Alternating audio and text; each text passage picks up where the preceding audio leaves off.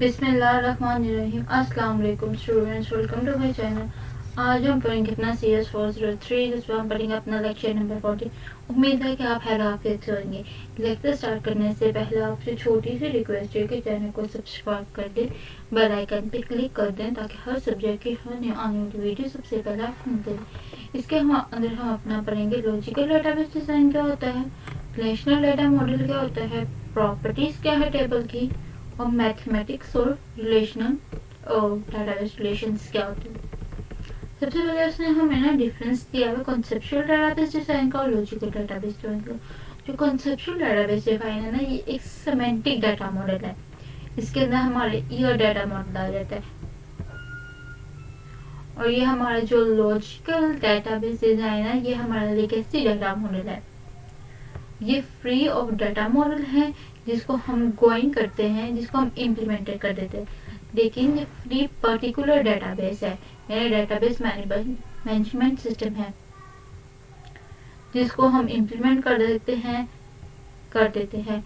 हम जो इसके रिजल्ट्स को एनालिसिस फेजेस में करते हैं और ये हमें ऑब्टेन कहाँ से मिलता है, ट्रांसलेट करता है हमारे कॉन्सेप्चुअल डेटाबेस डिजाइन को दूसरे मॉडल के अंदर।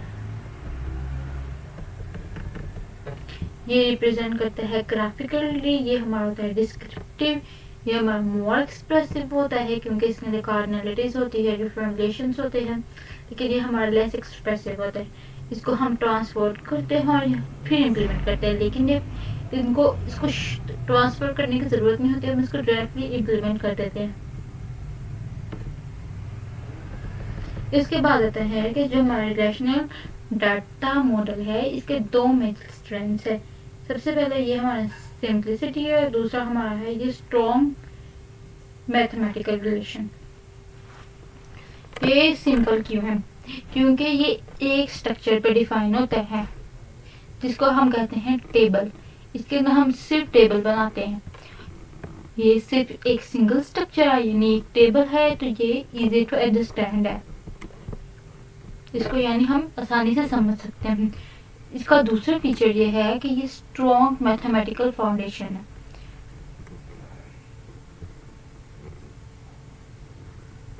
कहते हैं कुछ भी हमने रिलेशनल डेटाबेस में इंक्लूड करना हो तो उसका एक प्रिसाइज मीनिंग होता है, और ये बेस्ड किस पे करता है, ये मैथमेटिक्स पे बेस करता है। तो इसके अंदर कोई कंफ्यूजन नहीं होती।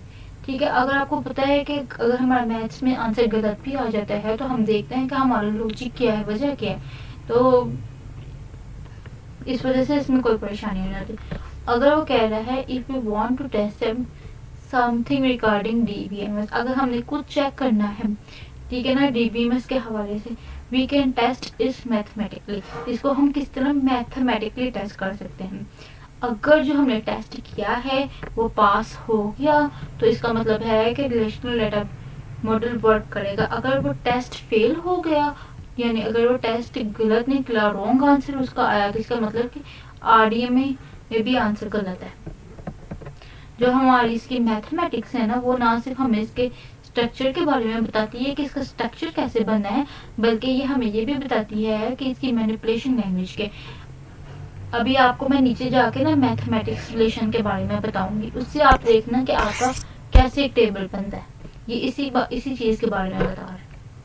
अब वो क्या क्या है, वो कह रहा है कि रिलेशनल डेटाबेस मॉडल को EF कॉर्ड ने प्रेजेंट किया था। उस टाइम जो ये हमारे प्रोफेसर थे, EF कॉर्ड, ये किसी IBM कंपनी में वर्क कर रहे थे और वो 1970 के दौरान थे। अभी 1970 में उन्होंने बहुत फेमस पेपर लिखे जिसमें एक था RDM। रिलेशनल डाटा मॉडल से पहले भी दो फेमस मॉडल थे, जिसका एक नाम था हायरार्किकल डाटा मॉडल और दूसरा हमारा था नेटवर्क डाटा मॉडल। पहले DMBS जो IBM ने प्रेजेंट किया था ना, वो हमारा था रिलेशनल डाटा मॉडल पे डिपेंड करता था। उसका नाम R सिस्टम था, और एक और दूसरा मॉडल उन्होंने प्रेजेंट किया था जिसको हम कहते थे इंग्रिगस। और जो 1970 के मिड्स में ना, यानी एंड पे, जो हमारा रिलेशनल डाटा मॉडल है ना, ये बहुत पॉपुलर होना शुरू हो गया था।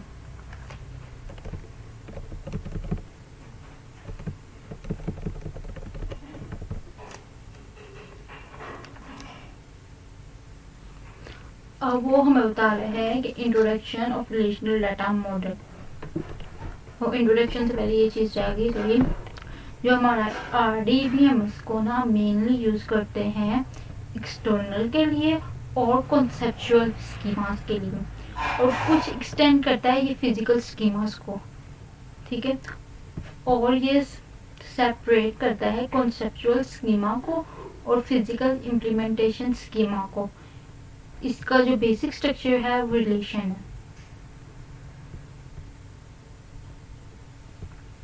और ये जो हमारा रिलेशनल डाटा मॉडल है ये सपोर्ट हमारा 3 लेवल स्कीमा आर्किटेक्ट को भी करता है।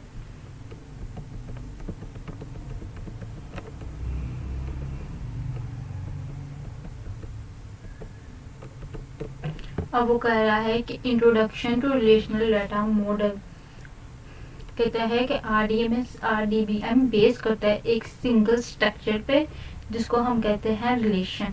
इसमें कोई कार्डिनलिटीज नहीं होती, इसलिए ये इजी है समझने में।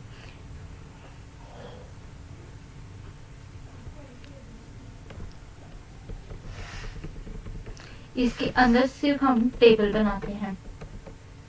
जो हमारा तमाम रिकॉर्ड है ना उसको हम टेबल की शक्ल में लिखते हैं। अगर हम रिलेशन को 2 डायमेंशनल स्ट्रक्चर में रिप्रेजेंट करें ना तो उसको हम कहते हैं टेबल। यानी डेटाबेस को रिलेशन को अगर हम रिप्रेजेंट कर सके 2 डायमेंशनल स्ट्रक्चर में, इसको हम कहते हैं टेबल। टेबल में हमारे क्या होते हैं, ये रोज होती है, कॉलम्स होती है। जो हमारा स्ट्रेट लाइन होती है ना, ये बिल्कुल एक सीधा, ये कॉलम्स होती है। और जो हमारी ये तिरछी यानी हॉरिजॉन्टल होती है ना, टेढ़ी टेढ़ी, ये टेढ़ी, इसको हम कहते हैं रोज। तो ये एक कॉलम है, ये दूसरा कॉलम है, ये भी सीधा है, ये तीसरा कॉलम है, चौथा है, पांचवा कॉलम है। इसी तरह ये एक रो है, ये भी एक रो है, ये भी रो है, ये भी रो है, ये भी रो है, यानी ये सब रोज है।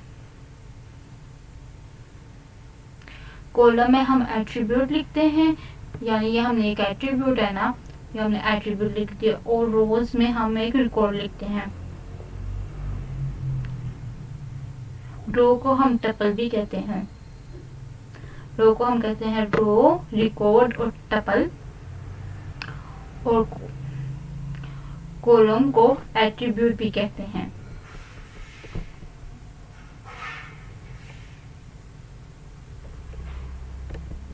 यानी रो को हम कहते हैं रो, रिकॉर्ड और टपल।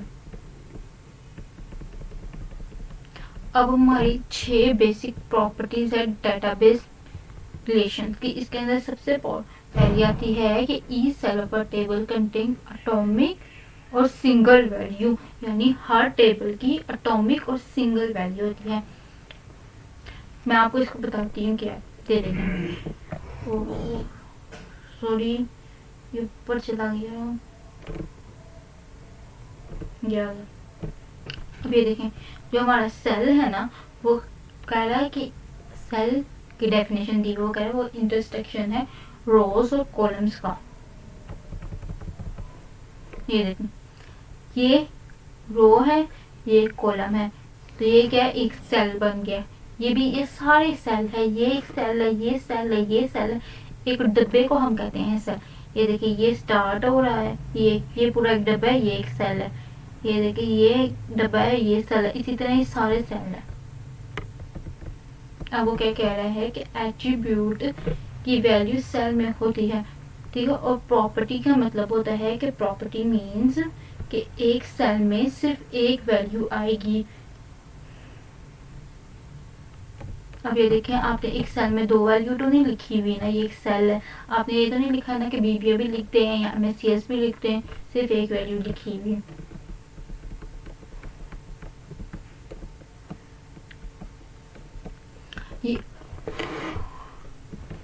ये उसकी प्रॉपर्टीज में आता है।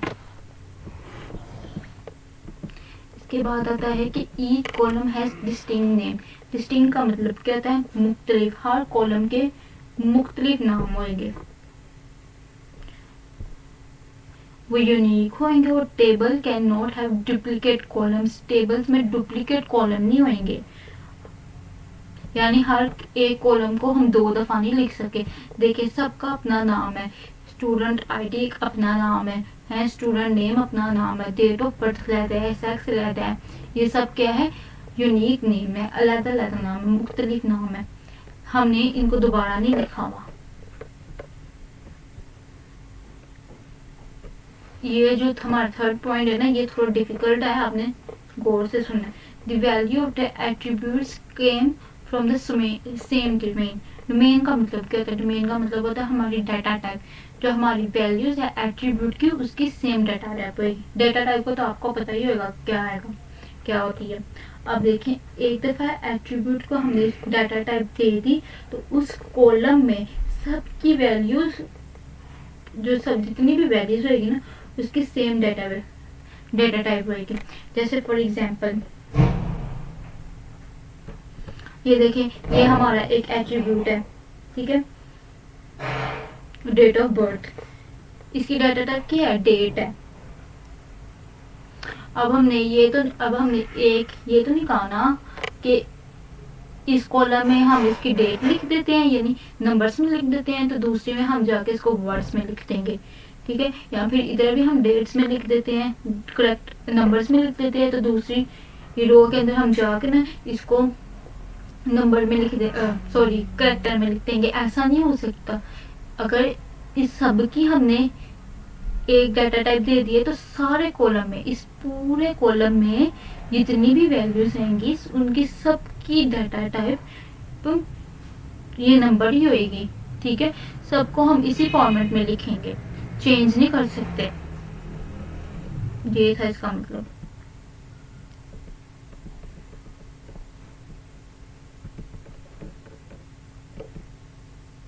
अब वो कर रहा है the order of the column is immaterial. Order का क्या मतलब होता है, ऑर्डर का मतलब होता है तरतीब, ठीक है। अगर टेबल की तरतीब हम चेंज करते ना तो वो फिर भी टेबल रहेगा। जैसे फॉर एग्जांपल आपके पास एक रैंक है, उसके अंदर आपने ना सारी ना किताबें रखी हुई हैं कंप्यूटर की अपनी।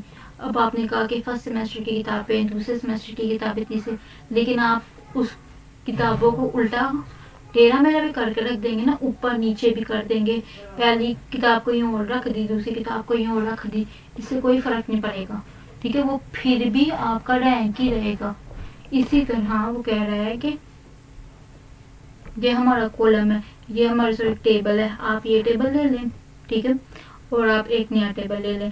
अब आप क्या करेंगे, ये इनकी तरतीब को उलट पुलट कर दें। ये पूरा कॉलम आपने पकड़ा, इस पूरे कॉलम को इसकी जगह लिख दिया, फिर इस पूरे कॉलम को पकड़ा, इसकी जगह लिख दिया, फिर इसको पकड़ा, इन दोनों को लिया, इनकी जो हमने तरतीब है वो चेंज कर दी। अब आपके पास एक न्यू टेबल बन गया। अब आपका जो ये नया टेबल है, ठीक है, वो और जो आपका पुराना टेबल है वो दोनों सेम है। तरतीब करने से कोई फर्क नहीं पड़ता। इसी तरह अगर इसके नीचे पॉइंट है कि रोज of the table is immaterial. अगर हम ये देखें, ये रो है, इनकी तरतीब ऊपर नीचे करते, ये पूरी रो को पकड़ा इधर लिख दिए, इस पूरी रो को पकड़ा इधर लिख दिए, इससे कोई फर्क नहीं पड़ेगा, टेबल हमारा वही रहेगा।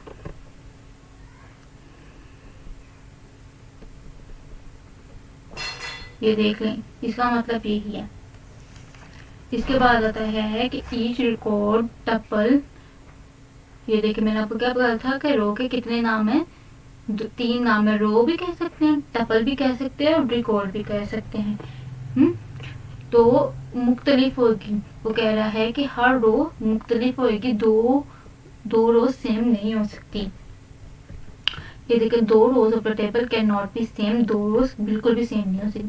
The value of the even a single attribute has different makes the entire row distinct. मैं इसका आपको मतलब समझाती हूँ, उसने क्या क्या टेबल से समझाती हूँ। ये देखें, आपके पास ये, आप समझे आपके पास ये नीचे वाली है ही नहीं रोज, आपके पास 2 रोज है। अब ये देखें, स्टूडेंट आईडी इसकी 001 है और इसकी स्टूडेंट आईडी 002 है। हो सकता है कि ये जो स्टूडेंट नेम है ना, इसका भी मोहम्मद सुहेल हो, इसका भी मोहम्मद सुहेल नाम हो, ये भी एमएससी कर रहा हो और ये भी एमएससी कर रहा हो, और इसकी डेट ऑफ बर्थ अलग है और इसकी डेट ऑफ बर्थ अलग है, इसका भी सेक्स मेल है, इसका भी सेक्स नेम है। अब वो कह रहा है कि देखिए, ये तीनों चीज़ें सेम आ गई ना, लेकिन एक चीज़ ऐसी आ जाती है जो मुख्तलिफ होती है। उसके कहने का यही मतलब था। कह रहा है कि एक attribute, single attribute makes the entire row different. वो जो एक डेट ऑफ बर्थ चेंज आ गई ना, तो उसने पूरी की पूरी रो को डिफरेंट कर दिया। अब ये नहीं हो सकता कि इनकी भी डेट ऑफ बर्थ दोनों की सेम हो, ये डेट इसके अंदर अलाउ नहीं करता कि ये दो रेस सेम हो जाएगी तो ये इसकी प्रॉपर्टीज को कैंसिल कर देता है, तो ये है, ऐसा नहीं होता। अब वो कह रहा है कि RDBM के 3 में बेसिक कंस्ट्रक्ट होते हैं। सबसे पहले इसका होता है रिलेशन, फिर ये हमारा मैनिपुलेशन लैंग्वेज होता है SQL का, और ये इंटीग्रिटी कंस्ट्रेंट होता है। इसके बाद होता है हमारा मैथमेटिकल रिलेशन। क्या होता है? सपोज करें कि आपके पास दो सेट्स हैं A और B, ठीक है। A में हमारे पास दो मेंबर्स हैं, दो मेंबर्स हैं, और B में हमारे पास 3 मेंबर्स हैं। अगर इनका कार्टेशियन प्रोडक्ट लेंगे तो टू सेट का कार्टेशियन प्रोडक्ट लेंगे तो वो भी सेट कहलाएगा। उसको हम रिप्रेजेंट करते हैं क्रॉस से। और जो न्यू सेट का मेंबर होता है ना, उसको हम ऑर्डर पेयर कहते हैं। ऑर्डर पेयर मीन्स ऐसा जिसमें हम ऑर्डर इम्पोर्टेंट है हमारा। अब हम कार्टेशियन प्रोडक्ट लेते कैसे हैं? फॉर एग्जाम्पल, आपके पास दो सेट है, आपने क्या करना है, अपने पहले सेट का पहला लेटर पकड़ना है, पहला मेंबर पकड़ना है, उसको दूसरे सेट के सब मेंबर्स के साथ लिख देना है। फिर आपने दोबारा अपने पहले सेट क्या पढ़ाना है, ठीक है, उसका दूसरा ये पकड़ना लफ्ज, और उसको उस लफ्ज को दूसरे सेट के सारे लफ्जों के साथ लिख देना। अब देखें इसका कार्टेशियन प्रोडक्ट कैसे लिया हुआ है, इसको क्रॉस से रिप्रेजेंट कर देता है। आपने कहा A क्रॉस B, पहला लिया A मल्टीप्लाई 2, A,2 लिख दिए, पहले को लेके सबके साथ लिख देना। फिर आपने A,4 लिख दिया, फिर A,6 लिख दिया। ये पूरा हो गया, कोई एलिमेंट तो नहीं बचा, आप कुछ नहीं आएगा। अब यहाँ से Y को लिया, ठीक है, Y को लेके सबके साथ लिख देना एक एक बार। Y को लिख दिया 2 के साथ, ठीक है, फिर Y को लिख दिया 4 के साथ, और Y को लिख दिया 6 के साथ। इस तरह हम लेते हैं कार्टेशियन प्रोडक्ट।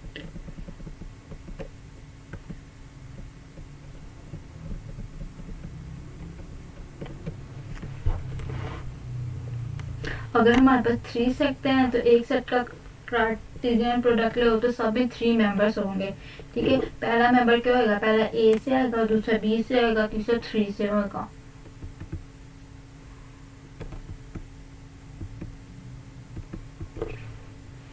ये लाइन मैंने आपको पहले ही समझा दी थी कि इसका मतलब क्या है।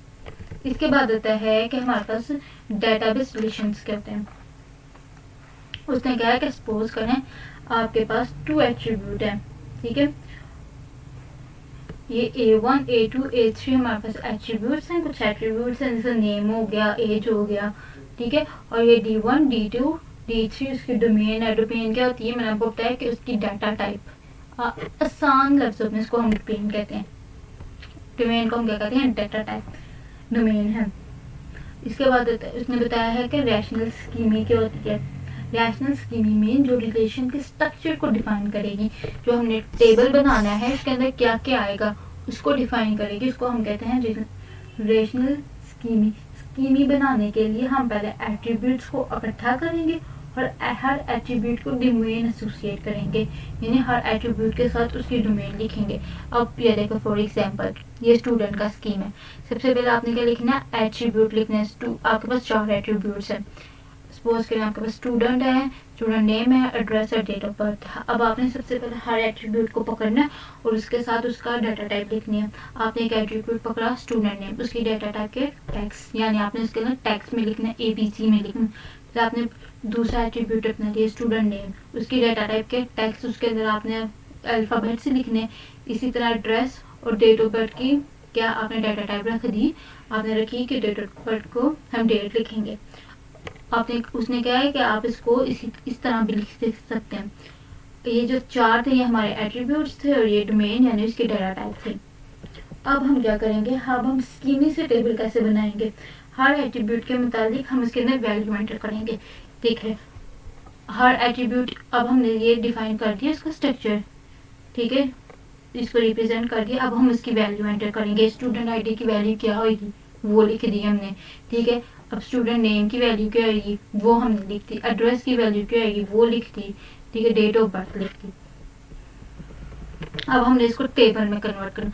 आपने क्या करना है, एट्रीब्यूट को पकड़ना है, ठीक है, उसको पहली रो में लिख देना है सारे एट्रीब्यूट को, फिर उनकी वैल्यूज लेनी है। देखें, एक वैल्यू ली, फिर उसके नीचे स्टूडेंट आईडी की ली, उसके नीचे लिख दी। अली की ली, अली किसकी वैल्यू है, स्टूडेंट नेम की, तो उसके नीचे लिख दी। अब आपने स्टूडेंट एड्रेस की वैल्यू ली, ठीक है, लाहौर है ना, तो लाहौर किसका है, स्टूडेंट एड्रेस का है, तो आपने उसके नीचे लिख दी। इसी तरह आपने ये डेट ऑफ बर्थ पकड़ी तो उसके नीचे लिख दी। इसी तरह आपने सबका इसी तरह करते जाना। अब जैसे ये स्टूडेंट आईडी है ना, तो इसके S003 है, तो ये पकड़ के स्टूडेंट आईडी के टेबल के नीचे लिख दी है। इसी तरह स्टूडेंट नेम है, ठीक है, उसका नाम है ए रहमान, ठीक है, वो पकड़ के नेम के नीचे लिख दिया, ये इसमें लिख दी। इसी तरह आपने आगे भी करते जाना। अब देखिए हमने इसको रोज और कॉलम्स के अंदर रिप्रेजेंट कर दिया ना। ये 2 डायमेंशनल है ना, तो इसको हम कहते हैं टेबल। ये था हमारा आज का लेक्चर।